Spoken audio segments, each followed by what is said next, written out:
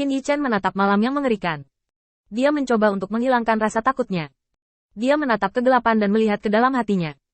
Dia tahu bahwa ketika raja datang, semua makhluk akan takut, dan dia akan takut. Bahkan pada saat dia dan keluarga kekaisaran itu.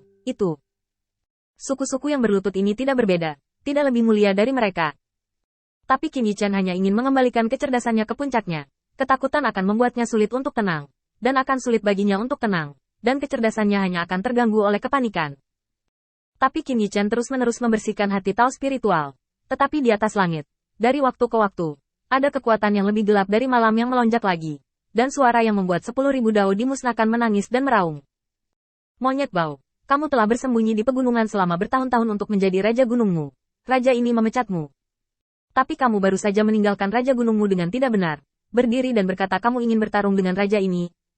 Raja akan memanggilmu untuk melihat. Langit dan bumi pecah. Itulah kekuatan leluhur hitam, terus-menerus menekan mereka di alam semesta kuno. Hei Ju, kamu tidak bisa menjadi langit. Kamu tidak bisa menjadi langit. Kamu akan mati. Dan setelah gelap, kamu akan menjadi Ming. Kamu akan mati. Xiao Bai, Tianxing. Keluarlah.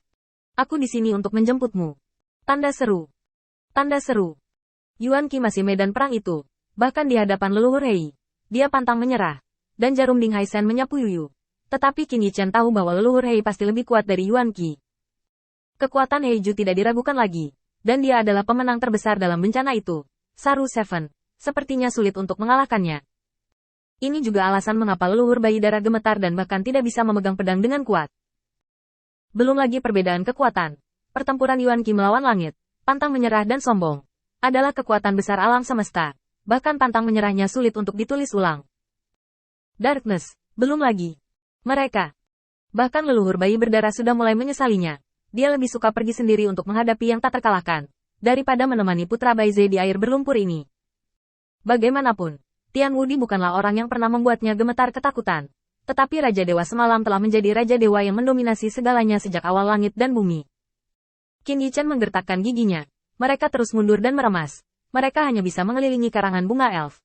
Tetapi bahkan harta karun yang berisi kemuliaan tertinggi dan kekuatan elf ini tidak dapat menahan datangnya malam. Qin Yichen dan yang lainnya hanya bisa menyaksikan malam terus mendekat. Bahkan jika kecemerlangan mahkota peri sudah bersinar secara ekstrim, sepertinya itu hanya bisa menunda kecepatan gelombang gelap. Tetapi solusi terakhir sulit untuk diubah. Gelombang gelap yang tak terbatas cepat atau lambat akan mencaplok mereka dan kecemerlangan malam. Tidak akan mati. Pasti ada jalan. Raja-raja dewa itu tidak terkalahkan. Mereka tidak terkalahkan. Qin Yichen terus bergumam berulang kali. Suaranya semakin cepat. Kebijaksanaannya habis. Mencari kehidupan di malam yang gelap. Tidak akan mati. Kamu percaya padaku. Leluhur tua, Wen Qing. Kamu percaya padaku. Jangan takut. Jika kamu takut hantu, maka hantu benar-benar dapat membunuhmu. Qin Yichen tampaknya secara bertahap menjadi gila. Dia mengguncang tubuh Putri Wen Qing, menarik kerah leluhur bayi darah, dan terus mengaum untuk memperingatkan bahwa Qin Yichen mendorong teman-temannya. Dan dia juga mengatakan pada dirinya sendiri harapan. Dan Putri Wenxing dan leluhur berdarah sudah ketakutan. Di malam gelap yang luas ini, Mumu tiba-tiba mengucapkan kata-kata seperti itu. Dan wajahnya sangat menakutkan sehingga dia tidak bisa menahan diri untuk bertanya-tanya apakah hutan telah berubah menjadi malam yang gelap. Permainan. Tetapi hanya Qin Yichen yang tahu bahwa dia tidak gila. Atau dia tidak yakin apakah malam telah menelannya. Tapi dia brilian. Dan menggertakkan giginya. Aku tidak akan mati. Percaya padaku. Bahkan jika kamu tidak percaya padaku, kamu sebaiknya memikirkannya. Jika kita benar-benar mati, apa yang akan dilakukan saudara pengamat bintang? Tanda seru.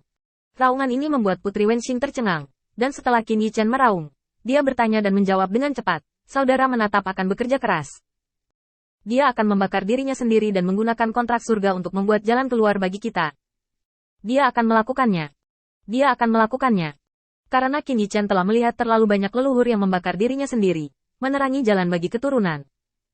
Bai Guanxing adalah putra Baize dan nenek moyang dari 10 ras dewa besar. Qin Yichen percaya bahwa jika benar-benar tidak ada cara untuk bertahan hidup, yang pertama pasti akan melakukannya. Tidak ada keraguan tentang ini. Bahkan Putri Wenxing sangat ketakutan. Tetapi dia tidak menyangkal ini sedikit pun. Tapi Brother Stargazer belum mati. Jika dia melakukannya sebelum dia mati, dia pasti akan melakukannya. Qin Yichen menggertakkan giginya. Dia sendiri tahu bahwa alasannya agak konyol. Seolah-olah dia terus-menerus menipu cuci otaknya untuk bertahan hidup. Tapi Qin Yichen harus melakukan ini. Bahkan jika dia menipu dirinya sendiri, dia masih harus menipu. Karena jika dia ingin hidup, dia harus menjadi seorang kaisar. Menjadi seorang kaisar. Dan kemudian dibunuh lagi. Tidak lagi seperti semut, yang begitu ditipu oleh raja. Tuhan. Meskipun Qin Yichen semua tahu bahwa Bai Guanxing jauh lebih penting daripada mereka, jika mereka dapat menukar nyawa Bai Guanxing, itu akan sangat berharga. Dan itu akan menjadi kota di bawah murka Raja Malam Abadi. Bai Guanxing adalah putra Bai Ze. Dan Qin Yichen tidak perlu berpikir bahwa nilainya antara langit dan bumi lebih penting daripada yang terakhir diikat bersama. Tapi Qin Yichen masih percaya begitu, karena Long Wanner lebih baik darinya saat itu. Kaisar Lu Yue, Kaisar Qing Tian, mereka semua kuat di kerajaan Kaisar. Tetapi mereka semua bersedia menggunakan diri mereka sendiri untuk melindungi diri yang lebih lemah dan sangat lemah pada saat itu. Ini adalah esensi sejati dari 10 protos besar, seperti Hari Wen Tiangwan. Mengapa para dewa dapat mundur dan surga menangis darah? Karena, untuk 10 protos, saudara kandung lebih penting daripada dirimu sendiri. Di mata Qin Yichen, Bai Guanxing lebih penting daripada mereka, dan dalam pikiran yang terakhir, mereka juga dianggap seperti ini. Qin Yichen sudah terlambat untuk menghela nafas dengan emosi. Dia hanya berharap bahwa kepercayaan 10 protos besar dapat diubah menjadi kecerdasannya, sehingga dia dapat menemukan cara untuk bertahan hidup di malam yang gelap. Malam semakin dekat, dan Qin Yichen bahkan tidak bisa berjalan 10 langkah dari matanya, dan akan tersapu ke dalam arus bawah yang mengerikan. Tapi Qin Yichen tidak pernah menyerah. Dia terus berpikir. Dan tiba-tiba, dia tiba-tiba mengangkat kepalanya dan melihat karangan bunga peri di atas kepalanya. Tidak, ya. Tidak akan mati. Ada cara untuk bertahan hidup. Ada cara untuk bertahan hidup. Qin Yichen tampak gila. Kata-katanya terbalik, gembira, seperti orang gila. Qin Yichen melepas karangan bunga itu tiba-tiba dan memegangnya langsung di tangannya.